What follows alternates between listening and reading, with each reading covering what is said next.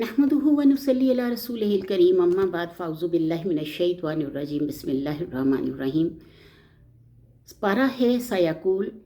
और सूरत अल-बकरा है, आयत नंबर है 155। अल्लाह ताला फरमाता है वला नबलुवन्नकुम, वाला और अलबत्ता ना हम बला आजमाना कुम तुमको,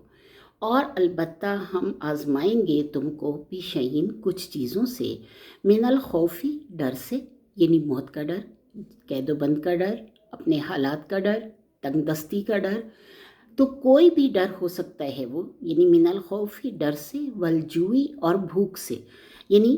तंगदस्ती का और यानी खाने पीने की चीज़ों की किल्लत का, व नक्सिम मिनल अमवाली और नुकसान का मालों में से, वल अनफुसी और जानों का, व समाराती और मेवों का, व बशर स्वाबिरीन और खुशखबरी दे दो सब्र करने वालों को। यानी अल्लाह ताला ने पिछली आयत में फरमाया, हमने पढ़ा कि वस्तईनु बिस्सब्री वस्सलात, और मदद चाहो सब्र से और नमाज से। अल्लाह ने बहुत बड़ा दर्जा दिया है सब्र करने वालों को। अल्लाह फरमाता है इन्नल्लाह मअस साबिरीन, कि बेशक अल्लाह ताला सब्र करने वालों के साथ है। अब जिसके साथ अल्लाह ने होने का वादा कर लिया, उसको किसी चीज़ का कोई गम नहीं होना चाहिए। जब उसके हालात उसके ख़िलाफ़ जा रहे हों, तंगदस्ती का खौफ हो, दिलों में लोगों के दिलों में प्यार ना रहे, उसकी इज़्ज़त में कमी आ रही हो, उसकी चाहत में कमी आ रही हो, उसके अपने उससे जुदा हो रहे हों, उसको पूरी दुनिया में तन्हा छोड़ दिया जाए, उस पर कैदोबंद की कोई सौबतें लग जाएं, कोई ऐसा इल्ज़ाम लग जाए जिसको वो सह नहीं सकता, जिसको बर्दाश्त नहीं कर सकता, उसकी जानों का नुकसान हो रहा हो और उसके माल का नुकसान हो रहा हो। और इस हालात में अल्लाह ताला फरमाता है कि जो कोई शख्स सब्र इख्तियार करता है, सब्र उन चीज़ों पर नहीं है कि हमें नहीं मिली, हमारे नसीब में नहीं थी, हमने सब्र कर लिया, ऐसा नहीं है। सब्र उन चीज़ों पे जो आपका नसीब भी है और आपके सामने भी है, और लेकिन अल्लाह ताला आपसे वो छीन रहा है और आप उस पर सब्र इख्तियार करते हैं, यानी जो अल्लाह की रज़ा उसमें हम राज़ी। तो अल्लाह ताला की रज़ा में जो राज़ी रहते हैं, इंसान की तकलीफ़ों और मुसीबतों से उसका वक्तन फ़वक्तन इम्तिहान लिया जाएगा, और जो साबित कदमी और सब्र दिखाएगा, अल्लाह ताला फरमाता है कि उसका तमाम का तमाम, यानी अल्लाह ताला मामलात जो हैं वो अल्लाह ताला की तरफ से होंगे और अल्लाह ताला उसको बहुत अजर देगा। अल्लाह फरमाता है अल्लाज़ीना, और वो लोग जो इज़ा जब असाबत हम पहुँचे उनको, स्वाद अलिफ बा साब जो है ये एक रूट वर्ड है पहुँचने का। असाबत हम पहुँचती है उनको, मुसीबत उन कोई मुसीबत, कालू वो कहते हैं, इन्ना लिल्लाही बेशक हम अल्लाह के लिए हैं, व इन्ना और बेशक हम इलैही तरफ उसी के राजिऊन लौट कर जाएंगे। अब अल्लाह ताला फरमाते हैं कि यानी हमारी कोई भी शय हमारी अपनी नहीं है। हमें दुनिया में एक घर मिला, हमने वो उस घर में हम रहे, हमने अपनी मतलब शादियां हुई, बीवी बच्चे हैं या मियाँ बच्चे हैं, और शादियां होकर हम उस घर को अपनी मिल्कियत समझते हैं, उस घर के सामान को सजाते हैं, संवारते हैं, उसकी में अपने लिए बहुत ज़्यादा यानी हर चीज़ वो रखते हैं जो कि हमारी ज़रूरत की होती है, जो और जिसकी हमारी ज़रूरत भी नहीं होती, सिर्फ अपनी पसंद की होती है।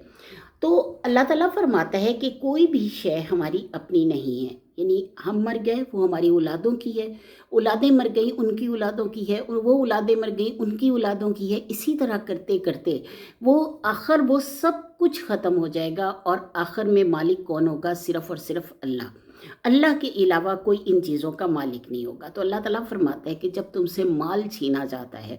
यानी अल्लाह की तरफ से कोई ऐसी मुसीबत आती है कि तुम्हारे खड़े फसल तबाह हो जाए, तुम्हारे बाग जो हैं वो अपना फल देना छोड़ दें और बिल्कुल बंजर हो जाएं, वीरान हो जाएं, तुम्हारे घर जो हैं वो तहोबाला हो जाएं, तुम्हारी कोई भी मुसीबत तुम्हें आए, उस वक़्त ये देखो कि अगर तो तुम अल्लाह का शुक्र अदा करते हो, यानी तुम सोचते हो कि अल्लाह ताला ने ज़िंदगी दी, मैं अल्लाह का नाम लेता रहूँगा, अल्लाह मुझे हिम्मत देगा तो इंशाअल्लाह ताला तो ये दोबारा भी आ सकता है। जिस रब ने मुझे बादशाही से फ़कीरी तक पहुँचाया, वही फ़कीरी से दोबारा बादशाही भी दे सकते हैं। اور یہ معاملہ وہ ہے کہ آپ اللہ کا یعنی ساتھ نہیں چھوڑتے. آپ یہ سوچتے ہیں کہ میرا رب میرے ساتھ ہے، اس ساتھ کا آپ کو اتنا زوم ہوتا ہے، اتنا گمان ہوتا ہے کہ وہ میرے لیے کچھ بھی غلط نہیں کرے گا، یہ میرے لیے صحیح نہیں تھا، اس لیے اللہ تعالیٰ نے لے لیا. اب ہر آزمائش اور سزا یہ دو چیزیں ہیں کہ آزمائش کہاں ہوتی ہے اور سزا کہاں ہوتی ہے. یعنی کچھ یہ ہوتی ہے کہ ہمارے اعمال کا عذاب ہوتا ہے، سزا ہوتی ہے، اور کچھ یہ ہوتا ہے کہ ہماری آزمائش ہوتی ہے. اب ان دونوں میں پہچاننے میں فرق ایسے آتا ہے کہ آپ اگر بار بار اللہ تعالیٰ کے طرف سے آپ کو کوئی نہ کوئی آزمائش آ رہی ہے، لیکن آپ اللہ کا دامن نہیں چھوڑ رہے، اللہ کا نام لینا نہیں چھوڑ رہے، اللہ کی محبت کو نہیں چھوڑ رہے، تو جس طرح آپ اللہ کی محبت کو نہیں چھوڑ رہے، اللہ تعالیٰ اس طرح آپ کو آزماتا ہے اور پھر آپ کو اپنی طرف لے آتا ہے، کیونکہ آپ اللہ سے تعلق نہیں توڑ رہے اپنا.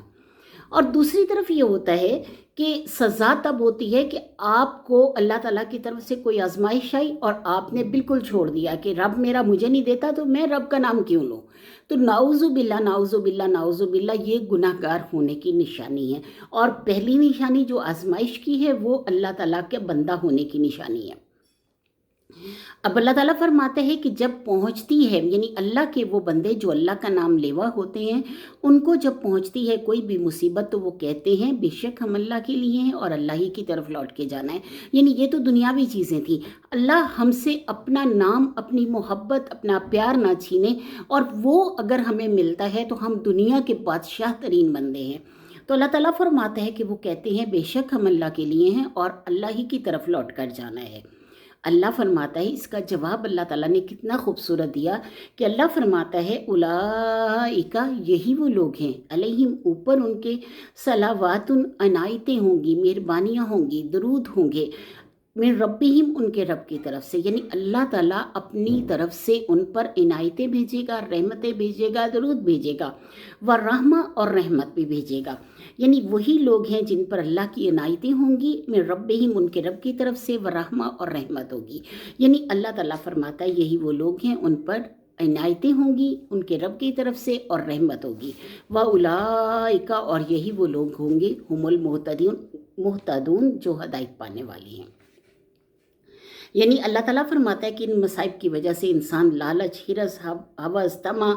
اور ان چیزوں میں آ کر بھٹکتا نہیں ہے. وہ اللہ تعالیٰ سے کہتا ہے کہ اے اللہ تعالیٰ بے شک ہم تیرے لیے ہیں اور تیری ہی طرف لوٹ کر آنا ہے. تو اللہ تعالیٰ فرماتا ہے کہ جو لوگ یہ لفظ کہیں گے اپنے کسی بھی نقصان پر، کوئی بھی نقصان ان کا ہوتا ہے تو وہ کہتے ہیں انا للہ و انا الیہ راجعون، ان پر اللہ تعالیٰ کی مہربانیاں ہوں گی، عنایتیں ہوں گی اور رحمت ہوگی. اور یہی وہ لوگ ہیں جو اللہ کی طرف سے ہدایت یافتہ ہیں. اب آگے اللہ تعالیٰ حج کے مراسم کے بارے میں بتاتے ہیں. اللہ فرماتا ہے ان الصفا والمروہ، بے شک صفا اور مروہ، من شعائر اللہ، اللہ تعالیٰ کی نشانیوں میں سے ہیں. فمن حج البیت، پس جو کوئی حج کرے گا اس گھر کا، اوی تمارا، یا عمرہ ادا کرے گا، فلا جناح، پس نہیں گناہ، علیہ، اوپر اس کے، ان یطوفا، یہ کہ وہ طواف کرے، بہما، ان دونوں کا. ومن تطوع، اور جو کوئی خوشی سے کرے گا، خیرن، نیکی، فإن اللہ، پس بے شک اللہ، شاکرن، قدردان ہے، علیم، جاننے والا ہے. اللہ فرماتا ہے بے شک صفا اور مروہ من شعائر اللہ، اللہ کی نشانیوں میں سے ہیں. یعنی جو کوئی حج کرے گا اس گھر کا یا عمرہ ادا کرے گا، پس نہیں گناہ اس پر کہ وہ طواف کرے ان دونوں کا. اور جو کوئی خوشی سے کرے نیکی، پس بے شک اللہ تعالیٰ قدردان ہے، جاننے والا ہے. اب یہ جو دونوں پہاڑیاں ہیں ان کے درمیان تقریباً 1.25 فرلانگ کا فاصلہ ہے. اب اللہ تعالیٰ کی نبی حضرت ابراہیم علیہ السلام جب اللہ کے حکم سے حضرت اسماعیل اور حضرت ہاجرہ کو اس جگہ پر چھوڑ کے آئے، تو اللہ تعالیٰ کے نبی حضرت ابراہیم علیہ السلام سے حضرت ہاجرہ نے پوچھا کہ اے ابراہیم، آپ مجھے کس کے سہارے چھوڑ کر جا رہے ہیں؟ تو حضرت ابراہیم علیہ السلام نے جواب دیا کہ اللہ کا حکم ہے. تو وہ کہنے لگی کہ اگر اللہ نے یہ حکم دیا ہے تو وہ بے شک میری حفاظت کرے گا، آپ کو پریشان ہونے کی کوئی ضرورت نہیں، کہ میرا رب میرا رکھوالا ہے، میرا محافظ ہے، آپ تسلی سے جائیں. اب حضرت ابراہیم علیہ السلام واپس چلے گئے اور حضرت ہاجرہ وہاں پہ اپنے بیٹے کو پانی پلانے کے لیے دوڑی. صفا سے مروہ اور مروہ سے صفا تک کا فاصلہ انہوں نے 7 بار طے کیا، یعنی دوڑتی جاتی تھی، اور جس جگہ پر ان کو اپنا بچہ نظر نہیں آتا تھا اس جگہ پر وہ تیز دوڑتی تھیں، اور یہ پہاڑی ایک پہاڑی سے دوسری پہاڑی پر آنا جانا ان کا 7 مرتبہ ہوا۔ اب کیا ہوا کہ اللہ تعالیٰ نے اس کو شاعر اللہ ہی، اللہ کی نشانیوں میں سے بنا دیا۔ کیا ہوا کہ آپ صلی اللہ علیہ وآلہ وسلم سے کچھ 100 سال پہلے وہاں پر 2 جو تھے لوگ تھے، یعنی نائلہ اور اصاف، یہ 2 لڑکا اور لڑکی کے نام تھے، اور ان لوگوں نے وہاں پہ کچھ غلط حرکت کرنا چاہی۔ اللہ تعالیٰ نے ان دونوں کو پتھر بنا دیا۔ اب جب اللہ نے انہیں پتھر بنا دیا تو ایک کا جو بت تھا، ایک کا جو بنا ہوا پتھر کا وہ تھا، بت بن گئی تھی، تو وہ صفا پہ رکھ دیا گیا اور ایک کا مروہ پہ رکھ دیا گیا، اس صورت میں کہ لوگ آتے جاتے ان کو پتھر مارتے تھے، جوتیاں مارتے تھے کہ انہوں نے صفا اور مروہ جیسے مقدس مقام پر کوئی غلط حرکت کی۔ اب جب لوگ ان کو پتھر مارنے لگے، یعنی جوتیاں مارنے لگے، اور ان کو مطلب بہت زیادہ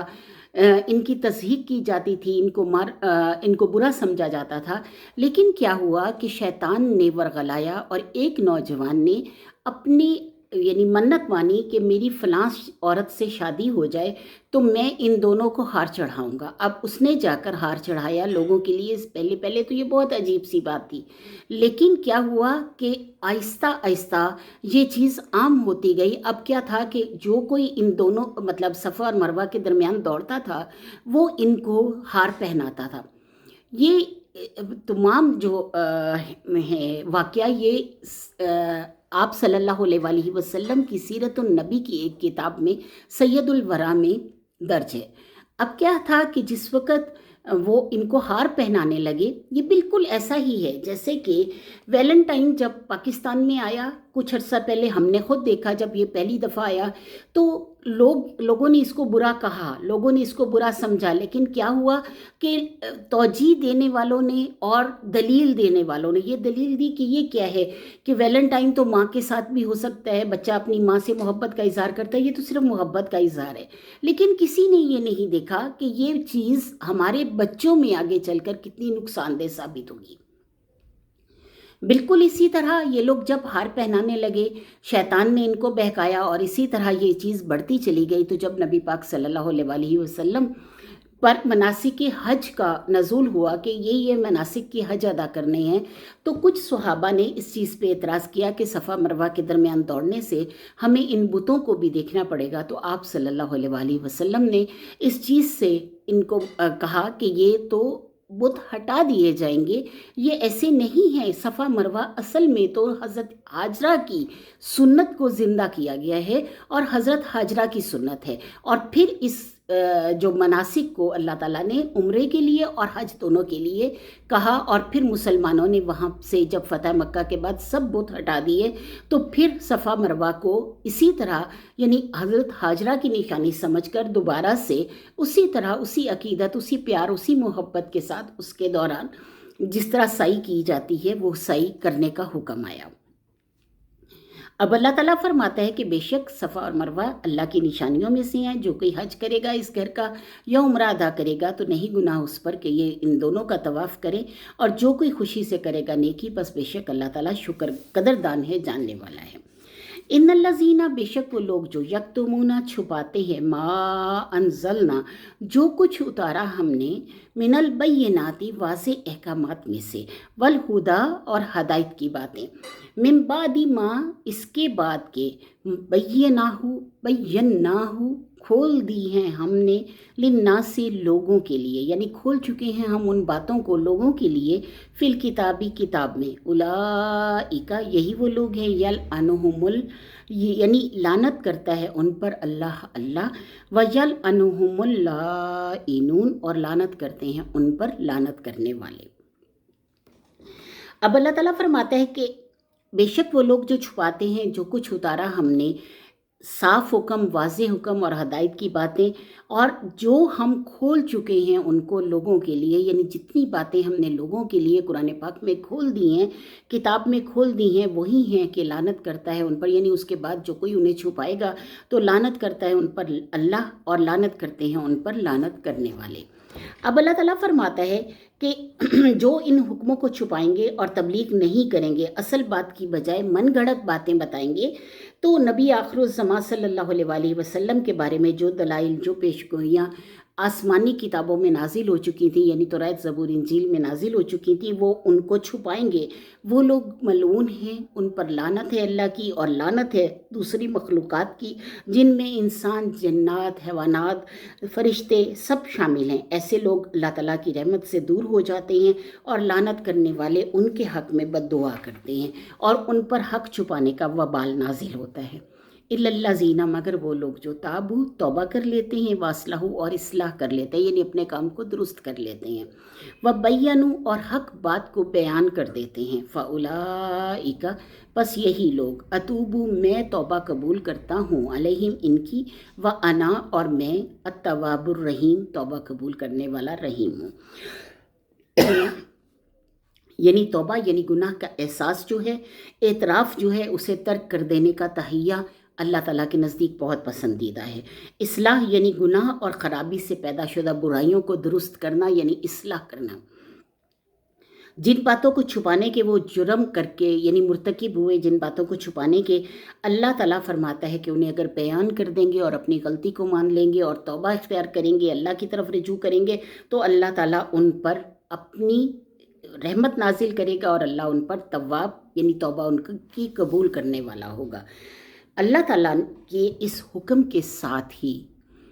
यानी कई ऐसे लोग थे जो कि इस्लाम को कबूल करने के बाद इस्लाम, यानी पहले वो इन चीज़ों को छुपाते थे, और फिर जैसे जैसे उन्होंने इस्लाम कबूल किया, उन्होंने इस चीज़ को समझ लिया कि अल्लाह ताला के अहकामात को छुपाना बहुत बड़ी लानत के मुर्तकिब होंगे वो। इसलिए कुछ लोग तो इससे बाज आ गए, लेकिन कुछ लोगों ने वो सिलसिला जारी रखा। तो अल्लाह ताला ने सज़ा पाने वालों के लिए सज़ा का एक ऐलान कर दिया पहले, और इस आयत में जिन लोगों ने तौबा कर ली, जिन लोगों ने अपने अमल को दुरुस्त कर लिया, और जिन लोगों ने हक बात को बयान कर दिया, अल्लाह ताला फरमाता है कि यही वो लोग हैं कि मैं उनकी तौबा कबूल करूँगा, और मैं तव्वाब और रहीम हूँ, यानी तौबा कबूल करने वाला और रहीम हूँ।